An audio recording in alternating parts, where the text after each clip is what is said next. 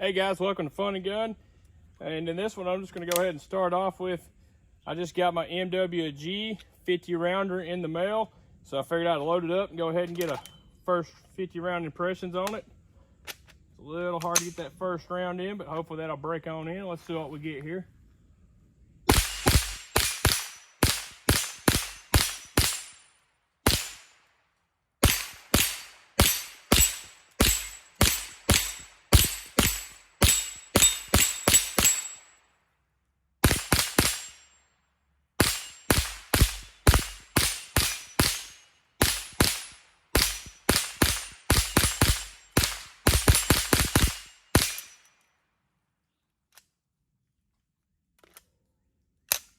Well, first 50 rounds, other than the picking up that first round into the chamber, that was a flawless 50 rounds. So hopefully that's what we'll continue to get out of this. And well, when I get a little bit better the weather, we'll come out here and shoot a few more rounds and continue. Okay, guys, got a little bit better weather today. We're going to go ahead and put some more rounds through our MWG 50 rounder here. See what kind of results we continue to get with it. Picked up the first round that time. That's a good sign. Let's go ahead and see what we get here.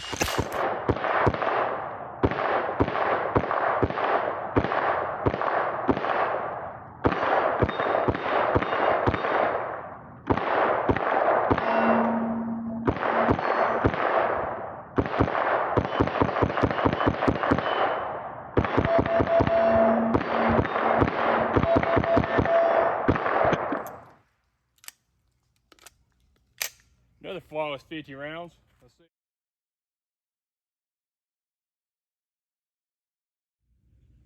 Okay guys, wasn't really a part of the video I was expecting to need to make, but after having this issue with this particular mag and getting in contact with Doug at MWG and learning a little more about this magazine, and I was thinking this particular mag was broken, but after talking to Doug, I realized or learned that this particular mag is actually just essentially out of time.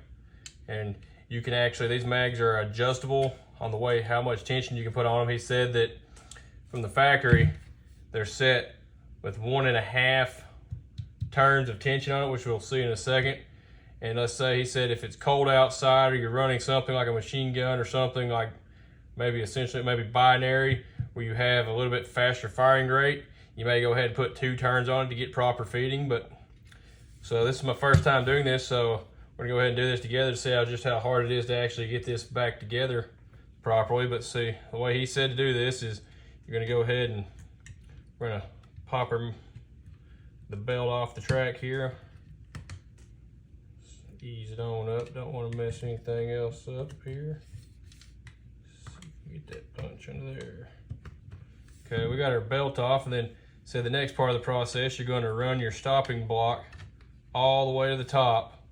And at this point, you now have access to go ahead and retension your block here. So what I'm going to do is, he said to find the point to where you start your tension at, put your tool on. What I'm going to actually do here is take a Sharpie and put a dot right here on the body of the mag. And then we're going to use that to wind it up. There's 1 full turn. And then we got a 1/2 turn.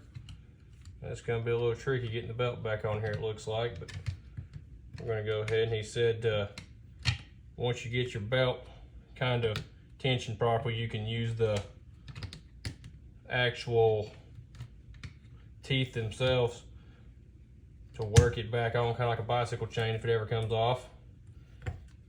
And we appear to be back in the correct position here. He said to go ahead and do a function check to wind it up as you're going to load it. And your stopping block's the point where you're going to load it. And I want to ease the tension back off carefully, not to let it snap again, so we don't have to do this again, because that's what I did to start with, was accidentally let the tension off the end here, which caused the tension to come off. But yeah, it's actually as easy as that. And yeah, that's good to know. The mag wasn't actually broken, and it appears to be properly functioning again. And hopefully that's something, if somebody's got one of these mags that has sitting around for a while and thinking it's broken, they can go ahead and retension it, be good to go. And also he said, like I said, in different weather, like okay, let's say it's cold outside and your mag's not feeding properly, he said you could also go in, add another half turn to it, say instead of 1.5, put it at 2, and go ahead and get it to function better depending on what your temperature outside is. But yeah, that was the part of the video I didn't expect to make, but it's actually, I feel like it's gonna be pretty useful hopefully for somebody. But we're gonna go ahead and get into the next part of the video here and show you how to load this particular mag. Okay, hopefully that last part of the video was as useful to you as it was to me, because I actually thought this particular mag was broken. It was going to need to be replaced, but after talking to Doug at MWG, found out it was actually a pretty simple fix to go ahead and rewind it, get the tension back proper on this mag. Now that I know that, hopefully that's helpful for y'all as well. So let's go ahead and get into the next part of this video. We're going to go ahead and show you the loading process. We're going to start off with the big red warning here.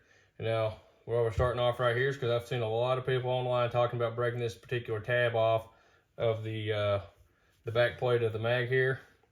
And it says, do not pry up on this. It will break it off. So we're going to go ahead and move on to the first part of the loading process here. It says you can use a coin or anything to use to pop this off. I've tried a coin, it's a little bit of a pain. We're going to go ahead and use a screwdriver here. And the proper way to do this is you're going to insert the screwdriver underneath the tab and just give it a little bit of a twist. It's just going to pop your back cover right on off there. So we're going to set that to the side, set the screwdriver to the side. And the next part, you're going to go ahead and remove your tool, engage it all the way into the grooves on the spindle down here at the bottom. And you're going to go ahead and wind the magazine all the way up. And this part you got to be real careful with. You'll end up having to do what I did on the first part of the video there and retension your magazine. So you're going to carefully make sure you keep your tool as close to the mag as possible. That way you don't let it pop up and unspool. And you're going to keep winding until your stopping block here, as you'll see moving up the mag there, is to right here at the very top of the mag right here, as you can see. And what you're going to do next is you're going to go ahead and on the opposite side right here, right before your rounds start feeding up to the top of the mag, you're going to go ahead and insert one round. Then we're going to go ahead and turn to the next page here. And you're going to go ahead and put 4 more rounds in behind the first round, making sure that you don't accidentally rim lock them, which is a big part to loading this whole magazine. Is, as you'll see, well, I've actually had one jam with this particular magazine. It's because I had a rim lock, I believe.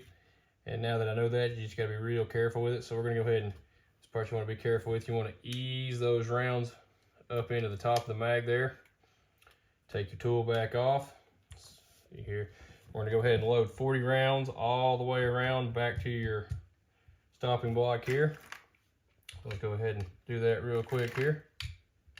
Making sure, as I said, not to let them rim lock onto each other. It's not a big deal. If you find one that is, you can actually take something like a small pick, pop it back out, and get it back in line without having to unload the entire magazine. Let's go ahead and get 40 rounds in here.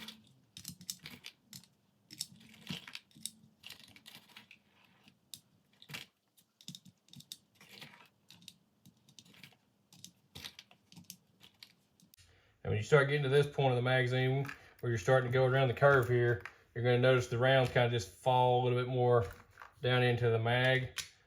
They're not going to be stacking on top of each other. That's fine. That's how the mag's made. I thought that was something that was wrong with it at first, but that is how it's made.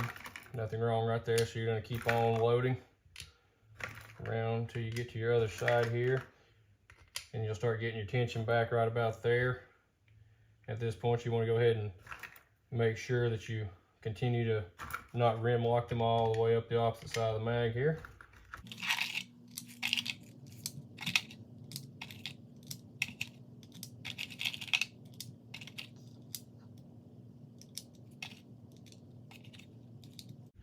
Okay, we got our 40 rounds in there. I like to go ahead and do one more look to make sure I hadn't had any rounds fall out of alignment. So at this point, you're going to go ahead and re-engage your tool into your spindle down here. And you're going to take your remaining 5 rounds. And what I like to do is just take enough tension off right here, kind of just press it in. You got to press the rest of the rounds in through the top here. I don't like to take too much tension off of it. I like to have the tension, or to maintain tension on top of this while I'm doing this, so the rounds don't get out of line. So we're gonna go ahead and insert our remaining 5 rounds here. Being careful here not to lose my tension.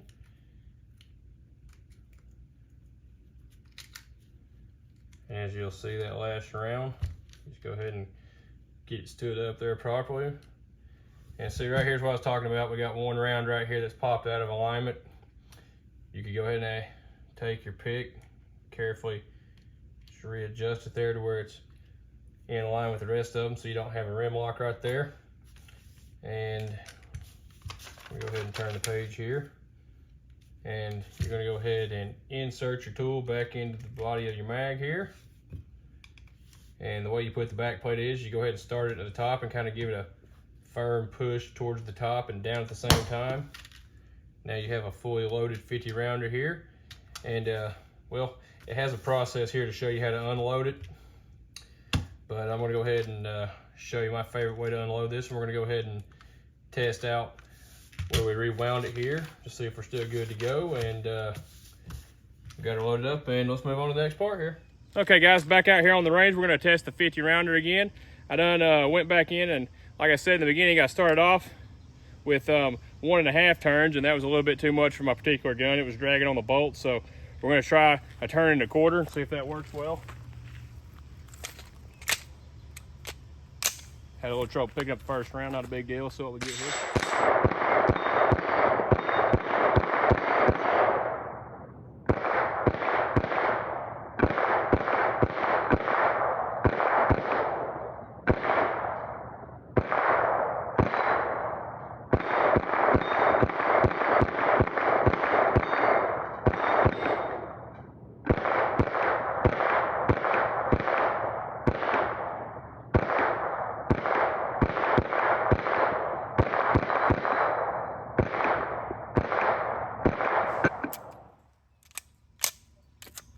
Okay, that's another flawless 50 rounds there. Seems like this particular gun likes a turn and a quarter. So I'm gonna go ahead and continue to mess with this off camera, and if I have any more issues, I'll let you know. Okay, gonna go ahead and do some final thoughts on the 50 rounder here, and well, MWG as a company. Let's go ahead and start with that. From what I understand, MWG is a pretty small company, so that's why if you try to call them, they don't have anyone to pick up the phone. I was told to go ahead and shoot them an email. And I will say it took a little while to get an email back. It was something like a little over a week, I believe, because they, like I said, they're short-staffed. But once you get a hold, they actually called me back. They didn't email me back, and that's when I got to speak with Doug. That's when Doug told me about how to adjust this particular the tension on this particular magazine. And he also told me that if I had any issues with it that I couldn't figure out myself, I could send it back into him and he would go ahead and fix it for me. And he also told me he's going to call me tomorrow to make sure that I did get this particular mag working. And I'm going to try my best to remember to ask him what kind of lube you use in this mag, so I don't use something that's going to mess it up. And if I can figure out what that is, and if I remember to ask him that is, I'll put that in the description as well there. But let's see here. I've put about 350 rounds to this particular magazine. I can only remember having 2 jams. One of them, I believe, was caused by a rim lock when it was feeding. Didn't come out of the magazine properly. And the other one, the round itself actually looked like it was loose in the case. Now, I can't say either one of these jams was caused by the magazine or not caused by the magazine. I just wanted to go ahead and say that I had a few jams, but in 350 rounds, that's pretty good. Now, well, I did have a few jams. I don't consider them a problem because it was actually when I was trying to adjust the tension. And like I said, I started off with a full turn and a half. And that actually ended up being a little bit too much for my particular gun. It was causing the rounds not to come out of the magazine and feed into the chamber. So I can't really blame that on the magazine as much as user error. So I actually ended up adjusting it down to a turn and a quarter. And that seems to be the preferred tension for the magazine for my particular gun. Now let's go ahead and say, okay, people talk about this magazine being hard to load. I'm gonna go ahead and bring in my GSG 110 rounder. I will say this particular mag, in my opinion, is a little bit more of a process to load, but it's actually easier to load than the GSG 110 rounder. So let's go ahead and set that off the side. But what I won't say is it's definitely not easier to load than the Ramline 50 round mag here using the Lightning grip loader from my Fad machine. Got a video on that on my channel here if you want to check that out. But the big difference here is the Ramline magazines, you can't hardly find them anymore. They hadn't made these in quite a while. I did pick this one up at a pawn shop for 15 bucks. But I have found these online where they're new and they're like around 70. So you can find them, but really the MWG here, you get a metal feed lip with versus your polymer. So this is actually a little bit higher quality in my opinion, but these have worked quite, or this one has worked quite well for me. Now, your GSG, the whole top of the mag here, the whole tower is metal, so it is a high quality mag. It's pretty heavy, but it does work quite well, just not quite as well as the 50 rounder. And I will say, I believe I paid around 80 bucks for this. So the MWG is the most expensive one out of the high capacity mags that I have, being $100 after shipping, which I mean, that's pretty expensive for a mag, but if it continues to work the way it has so far, I can live with that. This is a pretty cool magazine, something different. And let's go ahead and say we're going to insert some pictures here of the manual itself at the end here. That way, if you pick one of these up to use, or you just happen to lost your manual, you'll be able to go back and look at different information that you might need to know for your 50 rounder. So I'll go ahead and insert some pictures after that. And if I have any issues with this after this, I don't expect it to be a problem because Doug told me he would help take care of it. But if I have any other issues, I'll go ahead and, if I need to, I'll make a second video. But right now, pretty happy with the 50 rounder, and you'll probably be seeing this in quite a few of my other videos with some different guns I've got coming up on the channel here. And well, thanks for watching. That's all I got.